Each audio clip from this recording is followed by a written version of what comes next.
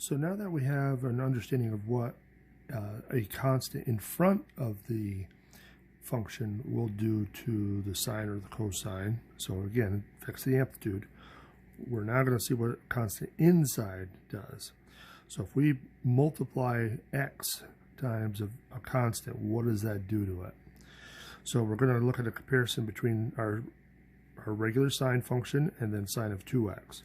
So let's first draw sine of x. So we got 1, negative pi over 2, pi over 2, pi, 3 pi over 2, and 2 pi.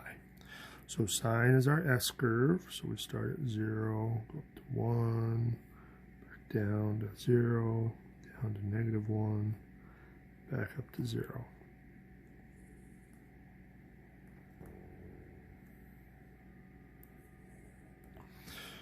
Okay, so there's our sine curve. Now, let's see what happens at these 5 key points in our new function. So if we plug in 0 for x, we're doubling it, so it's still 0, so we're still starting at the origin. Pi over 2, so if we substitute pi over 2 in, twice that will just be pi. Well, sine of pi is 0. Okay, so that puts a point there. If we plug in pi, 2 pi is 0. 3 pi over 2, if we double that, 2's cancel, so sine of 3 pi, which is the same as the sine of pi, which is 0. Well, we're seeing a trend here. So it looks like they're all zeros. So sine of 2x is going to be a straight line. Ha ha. No, it's not. We're going to have to take a look at some other points. Let's take a look at pi over 4. If we plugged in pi over 4, now we can see that twice pi over 4 is pi over 2, so that is where we will reach a high point, pi over 4. And so now you can probably guess what happens at 3 pi over 4. We're going to be down to negative 1. So essentially our graph is squished horizontally. So we can sketch that in. And it would repeat if we wanted to do so, depending on how many periods we're asked to draw. So, so the number inside is going to do something horizontally. Now we see when it's a positive 2, it shrinks it by half as much. So what is going to happen when we have other numbers in there? But in general, remember, period is technically one cycle. So in this case, the period is now reduced to pi. We get through one whole cycle in pi units. So now let's take a look and generalize it. So now, if we're looking at the period of sine and cosine for any type of function that has that b in there, the quick way to get your new period is to divide 2 pi divided by b. So when b is 2, we get a horizontal shrink. How would we get a horizontal stretch?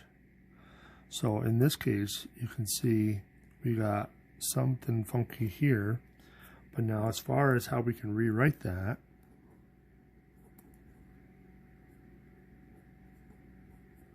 we can write that as 1/2 x, same thing.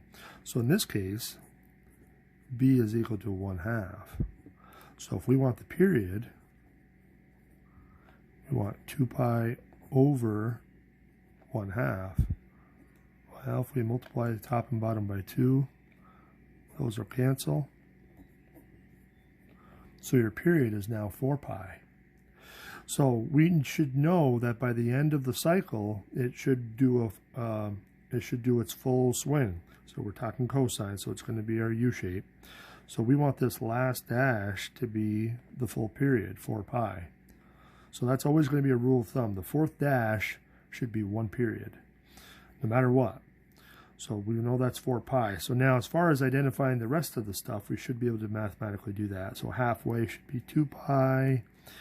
And then if we take half of that, that's pi. And then 3 pi. So we got our x scale done.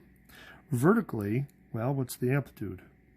Amplitude is still going to be 1. So we want to keep that the same. And so now we're ready to go. Since it's cosine, we'll start at our high point, then we'll go down, down again, back up. And then we can sketch it.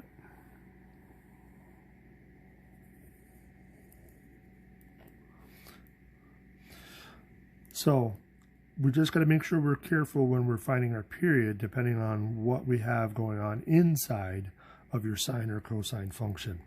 So we're going to see some more of this in action in the following problem. So the last parts of this are looking at translation. So we're going to shift it now and see how we can work with that. Stay tuned.